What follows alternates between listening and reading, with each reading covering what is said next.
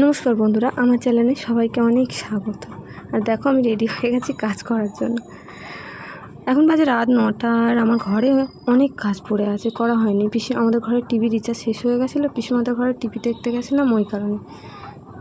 দেখো এটা সিনটা খালি হয়ে গেছে। আমি ওকে জিজ্ঞেস করছিলাম যে ফেলে দেবো কী বলে, ও বলছিল না রাখো।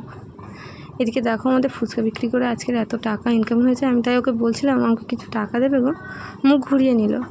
দেখবে এক এক সময় হয় না, মানে সব কাজ একসাথে করে নেবো। আর এক এক সময় কী হয়, সারাদিন হাতে সময় থাকলেও তোমার কাজ করার ইচ্ছাটা বা জেদটা থাকে না।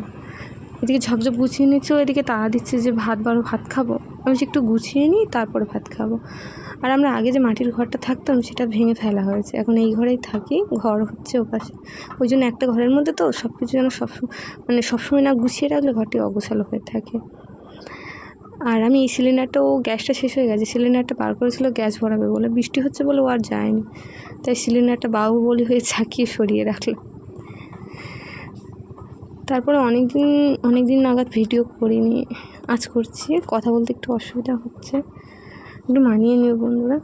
আর এদিকে ঘর ঝাঁট দিচ্ছি। ও বলছে রাত্রিবেলা তুমি ভাত না বেরো ঘর ঝাঁট দিচ্ছ। আমি বলছি দিয়ে নিই, এই কাজটা করে নিয়েই আমি তোমাকে ভাত দিচ্ছি। আর যদি আমার ভিডিওটা ভালো লাগে তো চ্যানেলটি সাবস্ক্রাইব করে পাশে থাকবে। আর এদিকে দেখো তোমাদের সাথে কথা বলতে বলতে আমার প্রায় অর্ধেক কাজ হয়ে গেল। আমি ঘর থেকে, আমি জানি আমি একদম গুছিয়ে কথা বলতে পারি না, তাও অনেক আশা নিয়ে একটি ভিডিও করছি। যদি ভালো লাগে চ্যানেলটি সাবস্ক্রাইব করে একটি লাইক করে দেবে।